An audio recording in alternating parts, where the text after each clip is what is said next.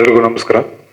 Think 2007-8ರಲ್ಲಿ ಆಸ್ಪಾಸಲ್ಲಿ ಯಾರೇ hero ಆಗ್ಬೇಕಂತ ಕನ್ಸು ಕಂಡ್ಕೊಂಡು ಬೆಂಗಳೂರಿಗೆ ಬಂದವ್ರಿಗೆಲ್ರಿಗೂ ಎರಡು ಸಿನಿಮಾಗಳು ತುಂಬ ಡ್ರೈವ್ ಕ್ರಿಯೇಟ್ ಮಾಡಿರ್ತವೆ. ಒಂದು ಮುಂಗಾರು ಮಳೆ ಮತ್ತು ಇನ್ನೊಂದು ದುನಿಯಾ. ನಾನು ವಿಜಯ್ ಸರ್ ಸಿಕ್ಕಾಗ ನಾನು ಈ ಮಾತು ಹೇಳಿದೆ, ಸರ್ ನಾವು ಹೀರೋ ಆಗ್ಬೇಕಂತ ಬಂದಾಗ ಒಂದು ದೊಡ್ಡ ಶಕ್ತಿ ತುಂಬಿತ್ತು ನೀವು ಅಂತ. ಅವರು ಹೊಗಳು ಬಿಡ್ರಿ, ನಮಗೆ ಹೊಗಳೋದು ಇಷ್ಟ ಆಗಲ್ಲ ಅಂತ ಹೇಳಿದ್ರು.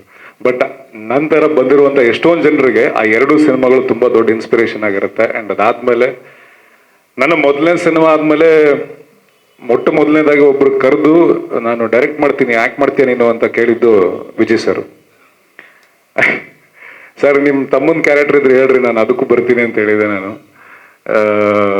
ಐ ಹೋಪ್ ಮುಂದಿನ ದಿನಗಳೆಲ್ಲ ಅವಕಾಶ ಸಿಗುತ್ತೆ ನನಗೆ. ಬಟ್ ಮೊದಲೇ ಕರೆದು ಗುರುತು ಹಿಡಿದು ಒಂದು ಅವಕಾಶನ ಕೊಡೋದಾಗ್ಲಿ ಅಥವಾ ಪ್ರೋತ್ಸಾಹ ನೀಡೋದಾಗ್ಲಿ, ನಮಗೆಲ್ಲ ಹುರುಪಿರುತ್ತೆ, ದಾರಿ ಗೊತ್ತಿರಲ್ಲ.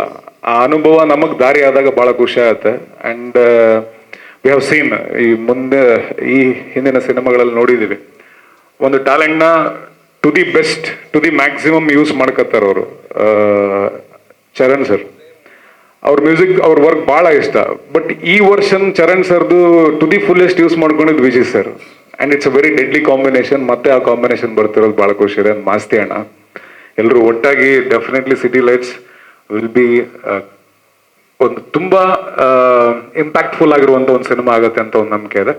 ಆ್ಯಂಡ್ ವಿನಯ್ ಅವರು ಮೊದಲನೇ ಸಿನಿಮಾದಿಂದ ಪ್ರತಿ ಸಿನಿಮಾಗಳಲ್ಲೂ ಕೂಡ ಒಂದೊಂದು ವಿಭಿನ್ನ ಕಥಾಹಂದರಗಳು ಮತ್ತು ವಿಭಿನ್ನ ವಿಧವಾದ ಪಾತ್ರಗಳಲ್ಲಿ ಕಾಡ್ಸ್ಕೋತಾ ಬಂದಾರ. ಸೊ ಈ ಸಿನಿಮಾಗೂ ಕೂಡ ವಿಶ್ ಆಲ್ ದ ಬೆಸ್ಟ್. ಇನ್ನೊಂದು ವರ್ಷನ್ ಆಫ್ ವಿನಯ್ ಅವ್ರನ್ನ ಖಂಡಿತವಾಗ್ಲೂ ನೋಡೋಕೆ ಸಿಗುತ್ತೆ ವಿತ್ ವಿಜಯ್ ಸರ್ ಕಾಂಬಿನೇಷನ್ ಒಳಗೆ. ಆ್ಯಂಡ್ ಮೋನೇಶ್ ಅವರು